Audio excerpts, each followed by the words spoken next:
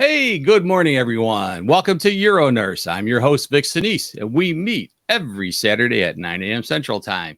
If you're watching this on YouTube, LinkedIn, or Facebook, welcome to the show. And hey, you YouTube subscribers, doing a great job out there. We're so close to 300 subscribers, 297 this morning. So, hey, keep subscribing to their show. This is your first time watching us. Be sure to check us out on euronurse.com. Best place to go to learn more about the show. It's also the best place to go to watch all of our past episodes. We have 59 of them in the hopper for you. Also, if you want to watch or want to listen to the show in your car, check out our audio podcast. Go to our EuroNurse Plus area, and you can pick any one of your favorite podcasting platforms to listen to our show. We'd like to welcome a new sponsor from last week's show. Ellatone is now sponsoring the show. Remember, you can always get to our website to get to their websites by clicking on their logo. It'll take you right to their website. And hey, if you're not getting our newsletter and you want to get it, go ahead and subscribe. It's on our website. Also, during the show, no matter how you're watching us, any questions, just put them in our comment box. We'll be glad to read off your question. Be a part of the show. This week got a great show. It's going to be talking about urodynamics. We have the folks from Gemini who are a sponsor of the show too. And they're going to be talking about some urodynamic information and some information about their equipment. So let's go ahead and bring in our experts right now. Hey, experts, welcome to the show. Morning. Hey, everybody. All right. So as our usual, I'm going to kick off with our intro and our interesting facts or favorite story. So I've got mine ready to go. I'm going to go ahead and click into mine here. Well, here's a picture of my mom and dad. So interesting fact. My mom was a nurse. My dad was an x-ray technician. And I'm curious out there, you can put this in the comments section, what kind of influence your family had. So, it's, for instance, was your mom or dad in the healthcare field? I'm the oldest of 5 children too. And I have 2 brothers, 2 sisters. Out of the 5 of us, 3 of us are nurses. So I guess it was kind of a predestined being a part of that group. Anyway, put it in the comments. Could be fun to find out whether you have healthcare folks in your family. All right, let's bring in our panelists to go over their intros. Go ahead, Andrea. Good morning. My name is Andrea Strong. I'm a nurse practitioner in Wisconsin. I've been working in urology since 2010. I was a nurse for a long time. I've done inpatient, I've done outpatient. I'm also certified as a urologic registered nurse, and I'm the educational director for the Chicago Metro chapter of SUNA. And Vic, to answer your question, yes, my mom worked in healthcare. She was a secretary in a hospital. She's retired now. She was the person who printed your wristbands, put those on, and got you registered. And she really encouraged me to be a nurse. And I'm very fortunate that she did because I love what I do. Great. See? And Lori, go ahead with your introduction. Good morning, everyone. My name is Lori Atkinson. I'm a certified urology registered nurse. I've been in urology for 25 years now, and I currently work for Northwestern Medicine in Geneva and Winfield. Last show, I shared that I have 5 kids. Well, speaking of the medical part of this, I have a veterinarian. My oldest is a veterinarian, and my 5th child is actually going to school for forensic science. So with that said, when I get old, I have somebody to take care of me, either a veterinarian or a forensic scientist. Hey, that's really great. Great story.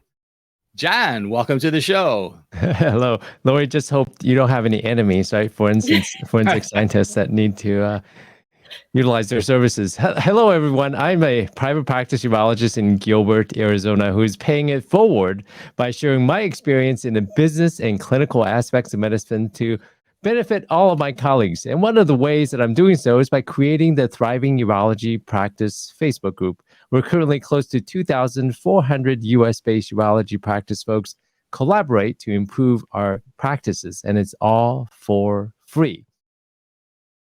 As far as whether or not there's anyone in my family in medicine, no one's in medicine in my family. And it's the typical Asian thing where my parents pushed me into medicine. Of course, I said no.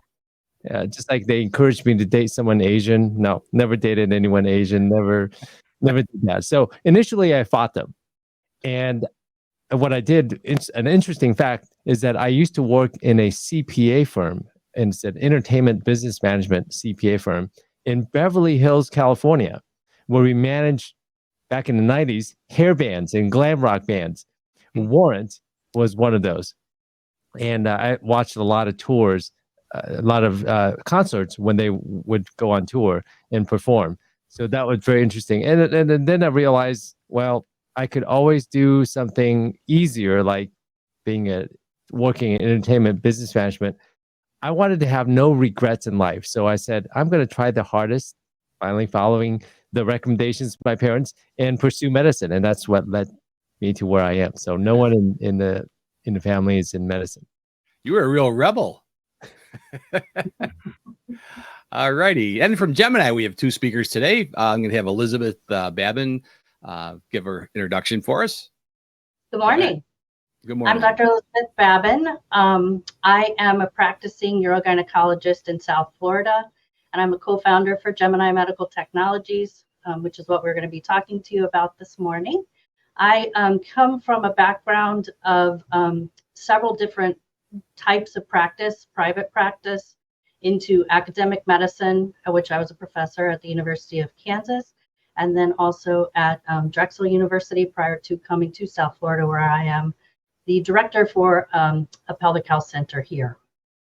Very good. As far as family members with a background in medicine, I can thank my grandmother, who was a licensed vocational nurse, an LVN. She had a 2-year associate's degree. And she would, when my sister and I were very young, she would bring us into the nursing home where she worked.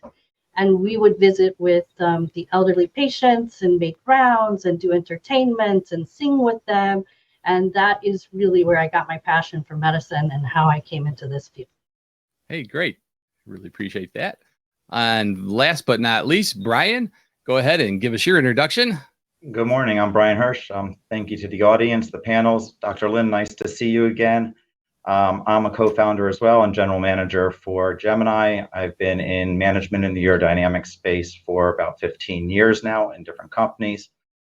I was thinking about my interesting fact for you, and that was that for two different, not military-based, but job-based roles, I had to go overseas for 2 years, 1 year on each tour. And in thinking back about it, I was in Munich, Germany for a year, and I was in Netherlands for a year. Never learned either language.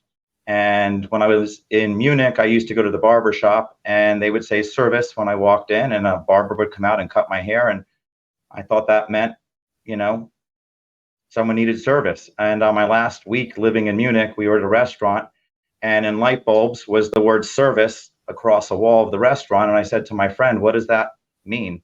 And it turned out it was Bavarian German slang for hello, hey, what's up? So they were actually greeting me every time, and I thought they were calling for someone to come out and give me service. Then on my second tour, I was getting on the plane to fly back to the United States. It was over, and I started on my phone typing up every place I had been, and it was pretty interesting. I had been in 13 countries and 35 cities in that 9-month period, not including all the little small towns you drive through. So that's my interesting fact. Wow, that's great. All righty, we're ready to get rolling on the show, so let's bring in our slides. Hey, Vic, I just wanted to share, Katie had mentioned, Katie Bortel, she mentioned that her dad was a medic during World War II. That's cool. Hey, see, I thought there was a connection out there. Oh, that's great. And I forgot to mention as well that my uncle on my father's side, it was also a pediatrician. So we do have a little medicine in our family as well. It always makes for interesting talk around the dinner table. And I have to say, the nursing talks were more interesting than the radiology ones. So not surprised I went into nursing. All right, Brian, take it away. So we're going to talk today about urodynamics and how it's changing with the challenges in the medical environment. And more specifically, we know that there's been urodynamics on UroNurse before. So we wanted to come to it from a slightly different angle. We wanted to look at the past, what's been happening in the most recent years, kind of current state-ish, but in the future, which is already starting to happen. And that includes service, that includes new technologies such as what Gemini has. Then Dr. Babin's going to talk about 2 clinical cases to kind of talk about how to use new technology. And then I'm going to assist with, like Dr. Lynn is always talking about, how to do medicine while improving the bottom line and the changing healthcare. And then we'll go into a Q&A session. So globally, the medical environment is in a constant flux. From a business and a patient care perspective. So if you think about business, you have declining reimbursements. We have an ever increasing overhead. The complications with insurance billing is outrageous. It's the most confusing service-oriented billing procedures that I've ever experienced. And insurance approvals and authorizations are getting harder. They're coming up with more excuses as why to not cover something. We have an increase in government regulations, and then we have outrageous medical malpractice costs. On the flip side of that, we want to give and provide patient care, but we run into a lot of different challenges, and COVID in particular provided a lot of challenges that we weren't expecting. There was the risk of coming to the office and having exposures that we hadn't really thought about at the time. There were personnel challenges. We couldn't find people to work. The healthcare profession was under a lot of stress and strain. People were retiring and quitting. I don't know about in your communities, but in our community, we lost a lot of OBGYNs. We lost a lot of urologists who just said they couldn't handle all the challenges that were coming from the business aspect, from I'm putting my life on the line, and they just quit or retired. So we have shortages not only from professional, the urologists and the docs, but we also have shortages in just our service nurses and the medical assistants. And then we had different challenges that I hadn't really thought about coming in after COVID. The grads were coming in having not experienced any clinical training. They were doing Zoom meetings and Zoom education. And I find it very interesting now when they're coming into the practice as a new grad, they're a whole different level where they need the clinical training on the spot in the practice. We learned the realities of supply chain shortages. And just overall, I think there's been a greater focus on dollars and maybe even to the detriment some of patient care. We have greater risk of malpractice claims, especially here in the United States, and we're lacking in innovation. I mean, the cooperation between industry and medicine has changed over the time that I've been in practice significantly.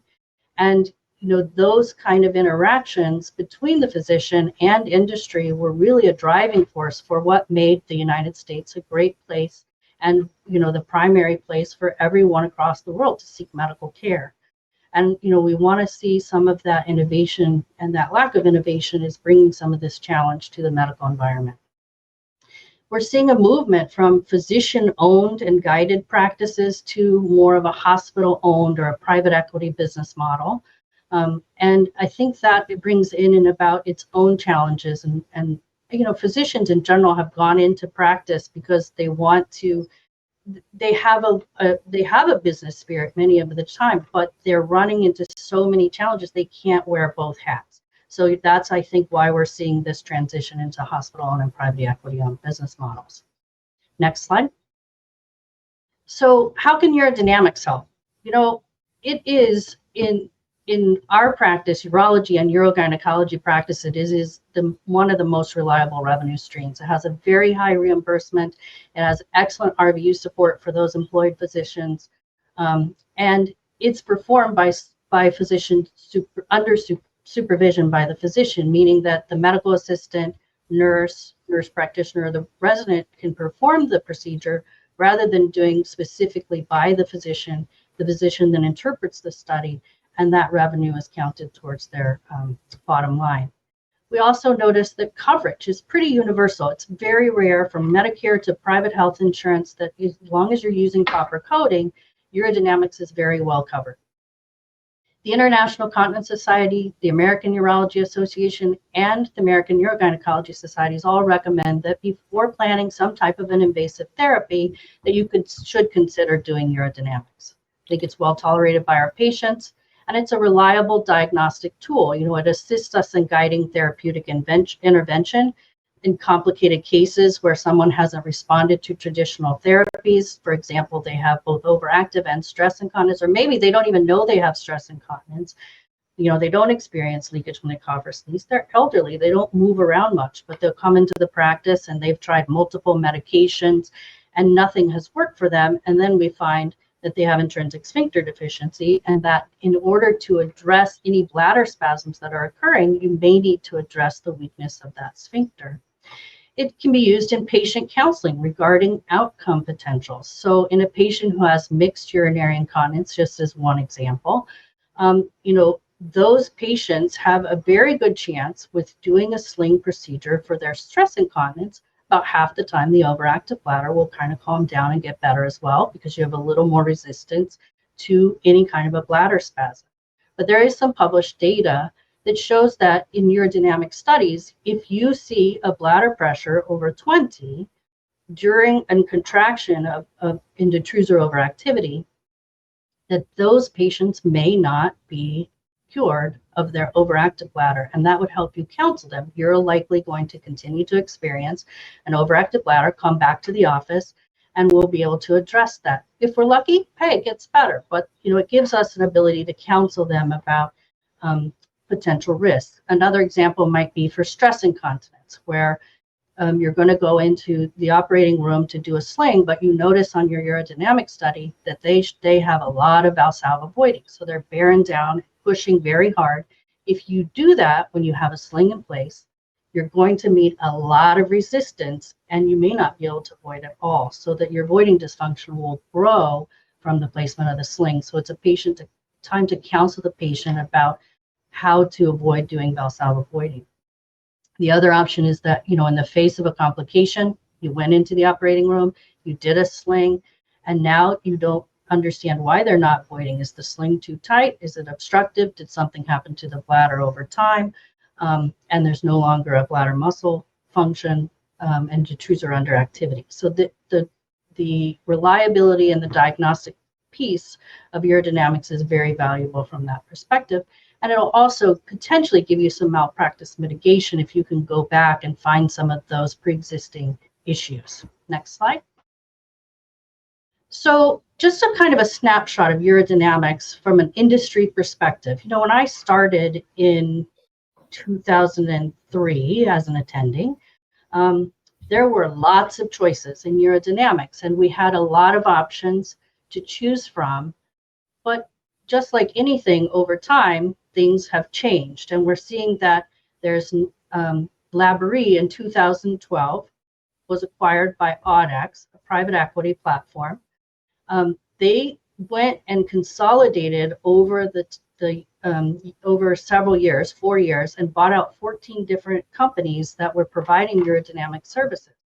They then merged in 2014 with TDOT. And in 2016, they sold to an even larger private equity platform, the Patricia Fund.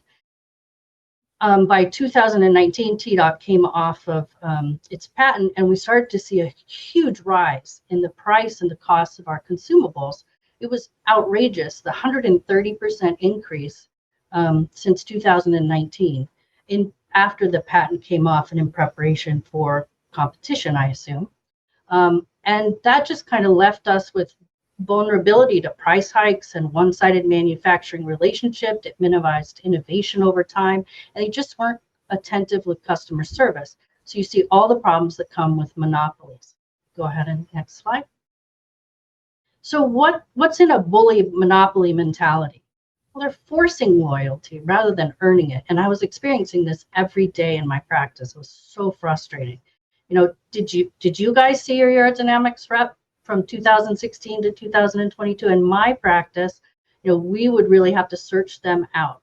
They knew they had our business. They knew we didn't have alternate choices. And we'd have to really look for them. We'd wait forever on customer calls. There were stock outages. More and more catheters were failing. So it was just a frustrating time. Again, we saw those price hikes up to 130%, and they were bundling all the different options that they had. And they said, look, if you have to buy more of everything that we have in order to get better pricing and not have to pay more. Otherwise, we're gonna charge you extra. It felt like. And then I literally had a group come in of Labrie representatives into my practice. They sat in front of me at a point where I was switching from Labrie's PTNS, because I had the largest PTNS program in in Florida, actually. And we were switching over to the Medtronics service line. And they were sitting in front of me and talking to me. We had a bid for urodynamics machine. They were talking about how that pricing was no longer going to apply if we left the PTNS market, and that I had one of the reps saying how it was his livelihood and how could that happen. So there was a lot of issues going around this bundling idea and how we needed to jump on board with that in order to get reasonable prices. Next slide. The RFID barcode scanner lockout. I mean, in my practice, we got offered a free upgrade. Free upgrade of what? Some quality to the urodynamics machine, some innovative technology? No, an upgrade that locked out the ability to use other consumables in, I think, response to being off patent and having competition. And then we were told that you have a mandatory upgrade. And then lastly, now, did you know that every single machine now has that RFID lockout on it, and you can't get it turned off? So, and then, we waited for a machine that took 18 to 24 months for delivery. We were told that if, they had machines that were already built that had the RFID on it, and that if you bought a machine that was from that stock that they already had, that it would take less time to get the machine and they could just turn off the RFID. Well, it took forever to get the machine. And then when it came, they refused to turn the RFID off. And later down the road, I got a letter from Labrie that said, hey, your warranty is going to be null and void if you're using third-party products, because we can't service those items. They might injure your machine. And even more aggressive than that, they've actually sent out now contracts to the patients that says, okay, look, if you really want your RFID removed, we'll remove it. But next slide. We want you to sign a contract that says you recognize that your warranty is no longer going to be valid. So, from my perspective, it makes no sense that having pump tubing on a Labrie machine, which all it does is run over the rollers for the pump and hook onto the catheter piece, it makes no sense that would have any effect on the warranty. It makes no sense that a catheter hooked up to an external cable and placed in a patient would have any effect on the machine itself. So I'm sure that all of you are aware that these are just tactics that they're working on to try to prevent us. So all of these frustrations that I had in my practice and over the years is what has culminated into Gemini Medical Technologies, which is what we're here about today. Next slide. So introducing Atmos, we just want you to know that we are backwards compatible. You can hook in and play. You don't necessarily even have to recalibrate your machine. Although, I recalibrate periodically to check the machine anyway. The urodynamics warranty, the Federal Trade Commission protects, and you can look up that information as well. They'll protect you from those kind of claims. And I would watch signing some kind of a contract that gave up my warranty.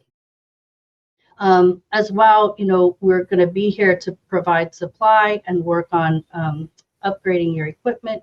If they're talking about upgrades with you, we want you to just be aware that you may get that barcode replaced on your machine, or you will. Next slide. Brian. Hello. So thank you, Dr. Babin. So when we were building Gemini from the ground up over the past many years, we took feedback from Dr. Babin and the rest of the market. And essentially, we realized that we wanted to do everything the opposite of what had happened since 2019 and even before that Dr. Babin just spoke about. We really wanted to have compassion, and we partnered with practices, which means great customer service. We wanted to provide innovative and premium products, not just Me Too products, not cheap products. And then we wanted to provide responsible value-based pricing as opposed to egregious price hikes or even coming into the market at the price points that our competitor had raised the market to, which, as Dr. Babin just said, had raised 130%, more than doubling the price over just the past few years. So those are our core values, which is partnering with practices to provide innovative premium products with responsible and value-based pricing. We have two sides to our business. We have our MMT equipment line, which we'll talk about, and we also, which we'll start with now, have our consumable line, which we brand Atmos. So everyone thought we were just a copycat catheter, but quite frankly, we're not. The Atmos catheters, we really had three main objectives in mind when we were creating them, and we wanted them to be a better catheter. The first one was patient comfort. The second one was no retraining or no change in workflow for the practitioner. And third, and what seems to be one of the most important ones, was increasing the practice's bottom line. So how do we make it more comfortable for the patient? Well, first of all, the competitor is marketed as a 7 French catheter, but it's actually an 8 French catheter. It's 7.8 French. Atmos catheters are a true 6 French catheter. And if you hold up an Atmos catheter and the competitor catheter, you can visually see how much thinner it is. So we did that for more patient comfort, especially going into the urethra. The second thing is we completely changed the materials on it. So we made it from a medical grade polyurethane material, both the catheter and the balloon, that actually is pretty rigid going in, so it can be inserted easily. However, at body temperature, that material will soften up a little bit, so it doesn't feel necessarily like there's such a firm, rigid catheter going through the urethra. And then we didn't want there to be any change in workflow or retraining, so we made our catheter lures be the same colors. We made sure that it would match up with existing cables on all legacy equipment in the market that did not have any sort of lockout or was air charge catheter technology. And then what we did was we did a study with almost 2,000 data points that was powered at 151 catheters. And over the entire urodynamics pressure spectrum, where you would see during a study, we took machines that we calibrated to the competitor's catheter, not our own catheter, and then we checked it at points all the way up. And then we sent it to a third-party statistician to review, and the results were nothing short of stellar. And we did that, and it actually delayed our launch to get to this incredible accomplishment, because we didn't want the field, the customers, to have to recalibrate to our catheter to try out the product, then recalibrate back to the competitor's catheter to finish up their inventory, and then recalibrate back to us again. So when many of our customers come on board for our urodynamics catheters, they maybe are out of just one of the SKUs that they use. And as everyone knows, there's 2 catheters for every study. So in some patients, they're using 1 catheter from us and 1 from the competition until they finish burning out all of their old inventory, and then they're using only our product. And then the bottom line we had talked about. So this is just a quick summary. We talked about patient comfort. We talked about backwards compatibility. We realized that there had been these egregious price increases. So we came to market last year at 35% less expensive than the competition, who had, by this point, including some of the largest groups in the country, the private equity groups, had raised them to full list price. We came in at 35% lower, and we agreed not to raise prices for at least 3 years, and that's in writing for every one of our customers. So we did not do a price increase in January of this year, and we're not doing a price increase in January of next year. Beginning of this year, our competitor did another 15% price increase, so now we're over 40% less expensive than the competition. Not cheap. These are European high-quality made catheters, but less expensive. We wanted to bring the pricing back to where it should be and not just be a greedy company. On the equipment side, we brought a lot of innovation as well. So our equipment partner is MMT, MedConsult. They're also a European company. They are new to the United States via Gemini, but they've been in the industry for over 40 years, and we helped them with their 4th generation line of urodynamics equipment, which we launched last year at AUGS IUGA in Austin, Texas. And we spent a tremendous amount of time, and Dr. Babin spent a tremendous amount of time assisting us to make sure that the user experience was not just a copycat, another urodynamic system. Without going into too much detail, it's It's very intuitive to use. It's clean. It's easy. It makes it easier to make sure there's good quality studies. It even has reminders when it's time to do a cough and a Valsalva. One of the most important things we were able to accomplish was integrated EMR capability and compatibility from our lowest level system to our top of the line system. And, that's something that's escaped the market for forever up until now. And then we actually went to a third party consulting firm, and they validated us on the 6 major EMR platforms that it works perfectly, both using HL7 protocols or DICOM protocols. The next thing we want to do was change just the whole workflow and make it cleaner and easier. Currently, most of you or all of you are doing a urodynamics study, then you're printing it off, then someone's doing some notes, maybe doing some calculations, then they're scanning it, and then you're uploading it to the EMR. So what we were able to accomplish was really the first ever almost auto interpretation. What we've done here with Dr. Babin's help was following ICS guidelines. At the end of the study, when you go to the reporting module, and this is included in all of our software, if someone chooses to use it, it will guide the person doing the interpretation through each part of the study, where they'll see the numbers, they'll see the markings, and then there's preloaded text that they can choose from, or you can add freeform text if that's what you normally use. So within about 2 minutes, with it guiding you through the study and creating the report, there will be pre-populated paragraphs with the right wording that pull in the numbers. And as well, at the end, it will give a place for the diagnosis and the treatment plan. It also brings in all of the patient information, including who the referring physician was, who did the study, who did the interpretation, and who is the supervising physician. The reason this is so revolutionary is, based on what I just told you, you're going to take this smart report, if you choose to, and then you're going to load it straight into the EMR. So it becomes paperless. So instead of taking all that time and having it pile up, it becomes paperless. And the other nice thing is, if the physician wants to review the study and do the report themselves on their computer in their office, all you have to do is email and export. They upload it to their version of the software, which there's no extra charge for, and they can still, on their computer, move the lines around and the markings around and add to it if they see someone missed a peak, let's just say, on a mark. So we've really changed the way it's done. The interpreter doesn't have to go to the computer if they don't, the system if they don't want, and we've made this paperless. The next thing we said is, as Dr. Babin said, she waited over 18 months for a system when her hospital bought the system. So we wanted to change the way that's done. And we also wanted to reduce the complexity of purchasing a system and provide fast turnaround. So we created 4 different out-of-the-box systems, which we'll talk about in just a minute, that are very unique, and we designed them so that there's the right system for each practice, and we can very quickly and easily help tell a customer which is the right system for them.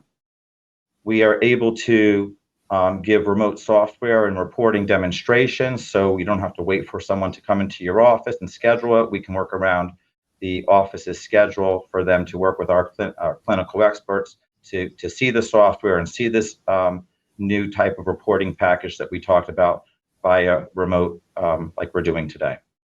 As far as quoting goes, I know that quotes from our competitor can be 4 or 5 pages long and very confusing. Simple 1-page quote, and we do it on the screen right in front of our customers with all the pricing showing. So it's open face quoting. So it makes it super easy. And then we do have financing available. So what does this mean for the customer? It means that we can work quickly with you to help identify the system that's right for you. We can let you see what the user experience is going to be like. We can quote you real time right there, so you can see what the costs are and any upgrades you might want to see are. And because we're building to these 4 configurations, constantly building to these 4 configurations in the right quantities, we have systems in our warehouse already built and ready to go.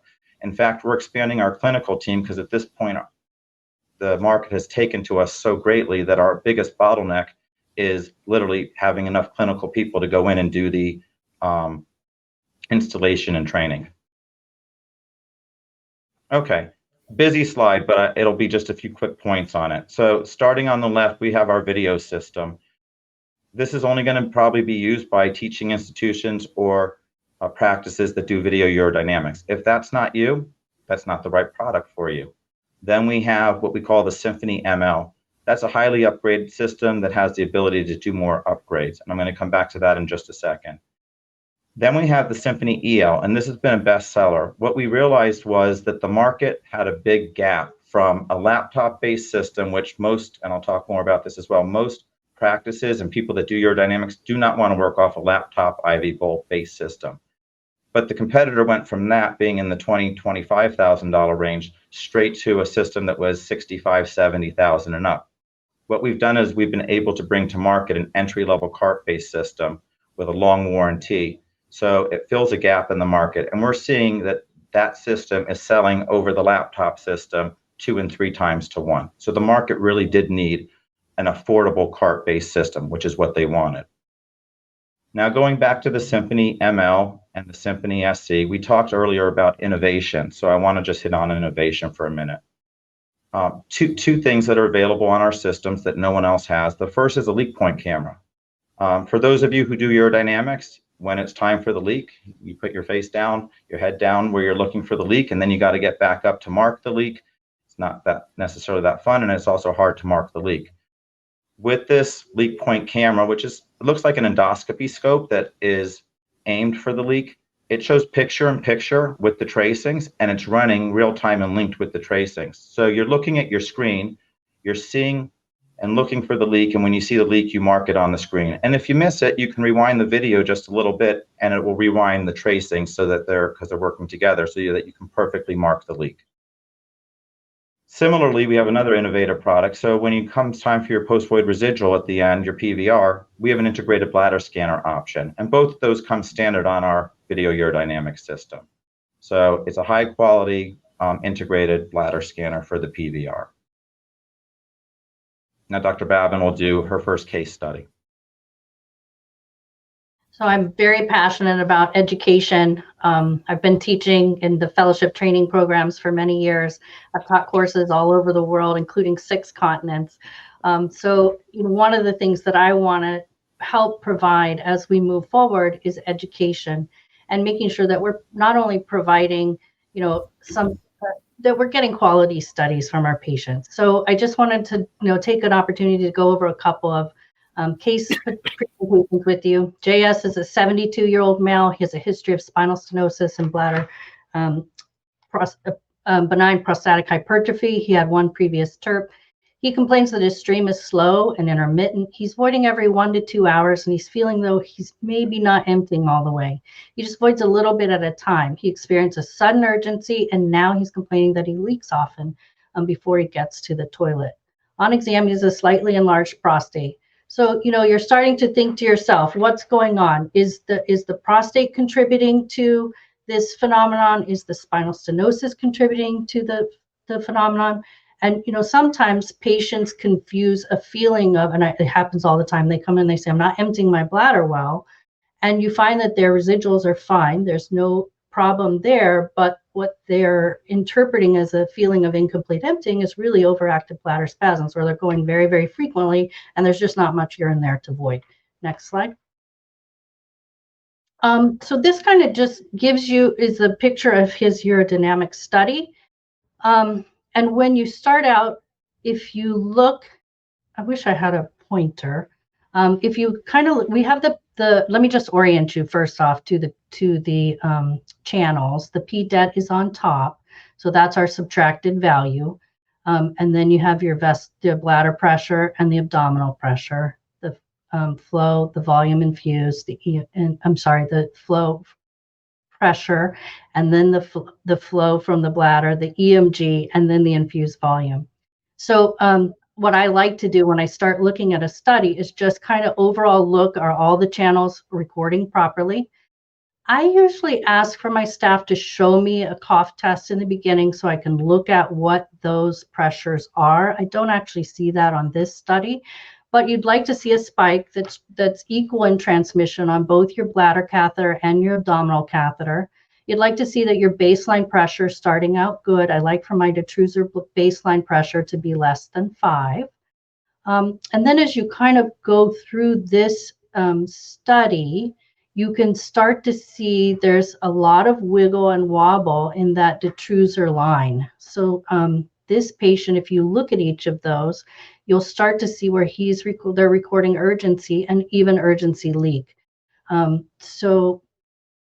Next slide for JS is just this. I wanted to give you an overall impression of what one of our reports would look like for a study. So you would get a summaries page that kind of just gives you the overall picture of the actual study. Next page. And then you get we break it into the billing components. So the leak point pressures are shown there. You have a summary of the events as we move down. Next page. And then you'll notice something different here. We have a leak point pressure results section where it's doing a calculated leak point pressure. It's taking into account your detrusor baseline pressure and subtracting that out for you. This particular patient doesn't have stress incontinence, so it doesn't show any of that data, but you can see that if it did, you would have a McGuire result that would talk to intrinsic sphincter deficiency or hypermobility, and it would actually report those values there as that, intrinsic sphincter deficiency or hypermobility. You can add your professional interpretation inputs there. That was the part that Brian was talking about, where you can click on and fill in any interpretation that you have about your leak point pressures at the moment of the study. Next. This is just the filling part of the cystometry, and it talks to the baseline pressure. You can talk about your sensations, if they were premature, if they were normal, how much was it limited by the detrusor overactivity, and then it looks at the compliance and uses the Gonham curve to tell you and help you determine if that is a normal or an abnormally compliant bladder. Next. In the voiding phase, you get an overall snippet from the voiding phase, and then it will go into the flow portion and give you the interpretation there. It will then go into the more complex recordings and give you interpretation there. And then next. It reads an EMG and it gives some interpretation. So that's innovative for our products. It will help you looking at the EMG if you can see what kind of activity you have. It will help you decide if your guarding reflex is present, if your voiding reflex is present, where the urethra relaxes before the bladder contracts, and it will help you with the activity and if Valsalva voiding is present or absent.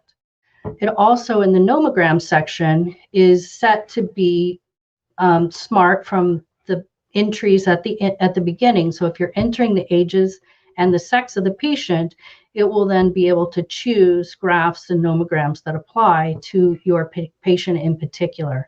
And then it will automatically report those graphs for you. Currently, in the competitive systems, you really are set with what nomograms you have. So for example, if you're a urogynecologist and you're looking for the Blavis study or the Solomon Greenwell, you don't have those options, where in this particular software you do. Next. Next. That's just a list of the events. So in this patient, an older gentleman, we were seeing lots of detrusor overactivity going through the graft, and he voided fine. There was no obstruction. The compliance was normal. So in that patient, had you not had your urodynamic study, you may have been questioning whether he needed a repeat surgical intervention with a TURP because he has slightly enlarged bladder. Was he having problems with his compliance? Was he having problem emptying the bladder? So, that just gives us a great representation. Next case, we're going to move a little bit quickly because I don't want us to run out of time for questions. This is a 39-year-old female patient with Alport syndrome complaining of going to the restroom every hour. She has urgency most of the time for the last 15 years. She's not often leaking, either stress-related or urge-related. She has no pain.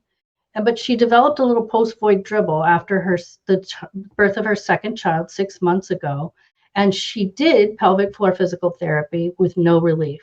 On exam, she has no prolapse. She has a negative stress test. Her residual is normal. borderline, actually. I mean, I think there's debate regarding that. So it's a little bit high. It's on the upper end. And her urinalysis is negative. Her cystoscopy is normal. Next. So if you just take this as a snippet from the graph, just as a case study in general, you can see, you can't actually, I didn't show you her uroflow, but her uroflow was normal. Her Qmax was 26, and her PVR turned out to be 50. So it was representative of, for her, a normal void. And then we did her filling cystometry. She had a great baseline detrusor pressure. Her sensations were completely normal. She made it to a capacity of 563 mLs.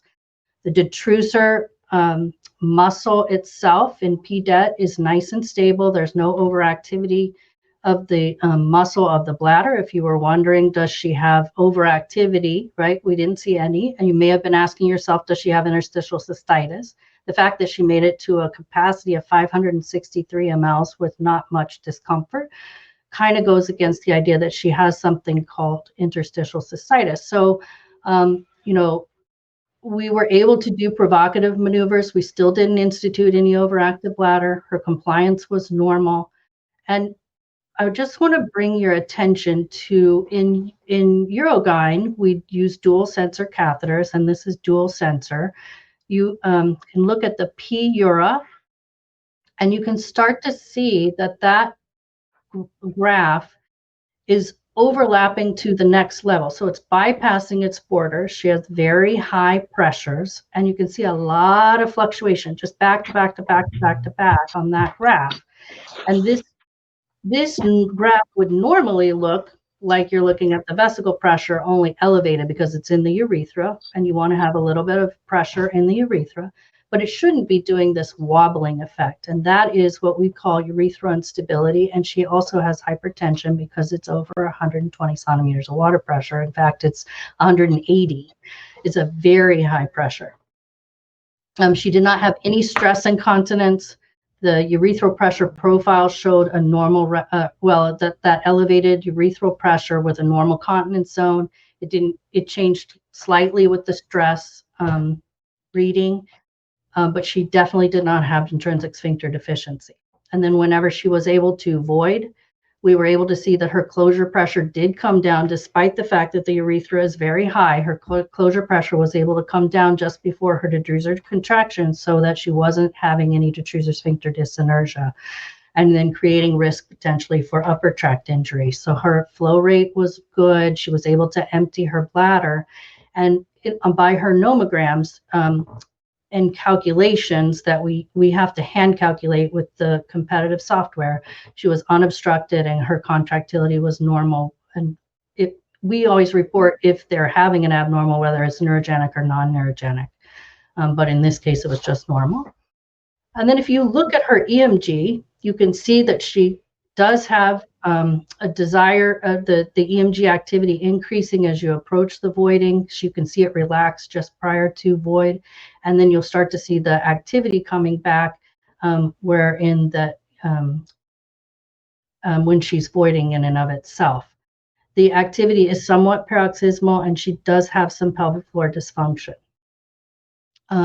Overall, this patient, in a lot of cases without the urodynamics test, would have been diagnosed with an overactive bladder. She would have, she went for physical therapy and failed that. She would have gone through trials of medications, potentially invasive therapy such as Botox.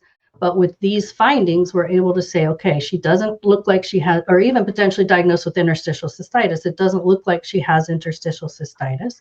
So when we know that the urethra is this wobbly and unstable, we can get results by giving them medications like Flomax or Rapaflow. Oftentimes that will calm things down enough that they're then able to space their voiding out, and they will many times respond better to physical therapy once you've identified these items. They also have some data that sacral nerve modulation can help them. So this is a study wherein urodynamics would definitely help you take better care of your patient. Next slide. I'm just going to jump over this to the next slide for Brian. All right.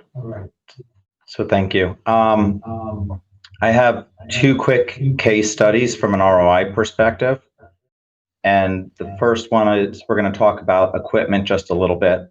And I wanted you to see that with our product line, we're competitively priced with a lot more bells and whistles, about 35% less expensive, and then than the competition. And then, as I mentioned earlier, we're selling 2 to 3 times more of the Symphony ELs than the Melody, which is the laptop IV pull system, because the market really did want a cart-based system, but it just wasn't affordable with the competition with most practices. So I like to say that this first case study is, how long do you want to wait to buy a piece of equipment if your equipment is aging or if you can't get consumables for it anymore? I know a lot of people with the Cooper systems have been having trouble getting consumables. And so starting with buying the new system, you have to look at how much time will it take to repay that system or what's the value cost of it. So first we start off with what's the cost of our consumables versus the competition at the top, and then what's the cost for a typical study. When you look at what the consumable cost for a typical study is with competitors, it's about $190 per study. When you look at it with our consumables, it's about $110. That's almost an $80 savings per study. So what that means is the national average for reimbursement for urodynamic study is about $620. Here in Florida, it's $625. In New York, it's in the 700s. In other places, it's maybe say $580. So using the national average, what I wanted to do here was show how profitable urodynamics can be while giving better patient outcomes that Dr. Babin's been speaking about. So you have about $510 of margin for every urodynamic study, not including the soft costs like the nurse's time or the urodynamicist's time or the overhead of the room that's being used. But quite simply, for every single month that a typical practice may be doing 30 studies per month, which is an average practice that has not been bought up by private equity, it would be multiple of that. You're looking at about $16,000 per month your practice is missing out on, as well as the potential treatment pathway. So it's normally going to be, unless you're buying a video system, 3 months or less to pay off a system from your margin from your urodynamic study. That's the important takeaway from this first case study. If a practice is stumbling or they don't want to pay $20,000 or $30,000 for a piece of equipment, you should pay it off in under 2 or 3 months, just based on the margin you get from doing urodynamic studies. The second study, this is a true case study that we've done with a customer. This is a busy slide, and like Dr. Babin said, I wish I had a pointer, but I'll go through it pretty quickly with you, and then we'll do a summary. This was a practice that does 120 patients for diagnosis with urinary incontinence every single month. They were using 75% Urocuff, 25% urodynamics. They were also missing a major urodynamics code for the abdominal catheter when we looked at what they were doing. And so what happened here was, both of the case studies Dr. Babin showed today, Urocuff would not have been a good diagnostic tool. For the male patient, it would not have found what Dr. Babin found with a full urodynamic study. Maybe there's a place for it, but overall, you get significantly more information from urodynamics. And obviously, for those of you who know Urocuff, it does not work on females. So Dr. Babin's practice as a urogynecologist, nobody could use Urocuff. So what we did was we educated this practice on moving everybody over to urodynamics. We educated them on the billing code, and going back to the prior slide, they were having $154,000 a year of total consumable cost between the Urocuffs and the urodynamic supplies, with 150-ish of margin. And then after, only a few $1,000s more of consumables will go into 100% urodynamics. And with the extra reimbursement codes and the lower price point of our urodynamic consumables, they ended up going up to $740,000 of margin.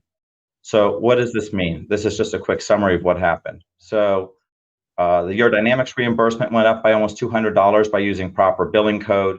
Their overall reimbursement from changing the mix from 75% Urocuff and 25% urodynamics to 100% urodynamics, the reimbursement went up by over $410.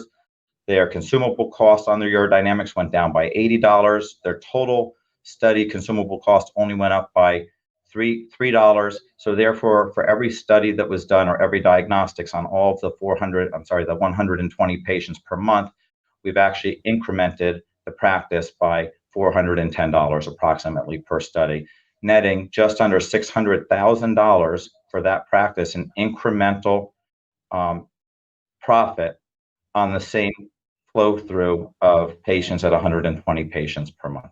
So I went through that very quickly. Hopefully you learned from it, but we wanted to give a little bit of time for Q&A. And thank you for your time. Questions? All right. Hey, thanks. That was very good. Just if you have any questions, please put them into our comment box. Panelists, if you have any questions, we'll go ahead and let you guys lead off. I had one quick question for your probably Dr. Elizabeth. The professional report that I saw written on the study, was that generated by the computer, or was that something that you then interpreted? For the first case study, that is the report that's generated by our system. That's nice. Yeah, that's auto-generated. It auto-generates results.